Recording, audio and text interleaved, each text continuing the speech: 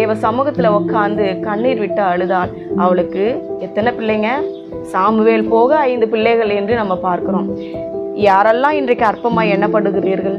வீடு இல்லை என்று அற்பமாய் எண்ணப்படுகிறீர்களா? திருமணம் இன்னும் இத்தனை வயசாகி இன்னும் திருமணமாகவில்லையே என்று அற்பமாய் எண்ணப்படுகிறீர்களா? அல்லது எனக்கு இன்னும் குழந்தை பிறக்கவில்லையே, எல்லாரும் என்னோட திருமணமான எத்தனையோ பேருக்கு பிள்ளைகள் இருக்கிறது, எனக்கு பிள்ளைகள் இல்லையே என்று நீங்கள் உங்களுடைய உறவினரால், கணவரால், மாமியாரால், சொந்த பந்தங்களால் அற்பமாய் எண்ணப்படுகிறீர்களா?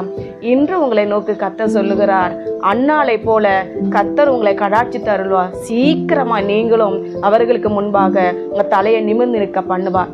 யாரெல்லாம் அற்பமா எண்ணப்படுகிறீர்களோ அவங்க முன்பாக கர்ப்பம் தரிக்கும்படி, அவங்க முன்பாக திருமணம் நடக்கும்படி, அவங்க முன்பாக நல்ல வீட்டை கட்டும்படி, நல்ல வேலையை கிடைக்கும்படி கர்த்தர் அனுகிரகம் பாராட்டுவார். செபிக்கலாமா? நல்ல தகப்பனே, இந்த வேலைக்காக நன்றி செலுத்துகிறேன். இந்த நாளை என் தேவனாகிய கர்த்தர்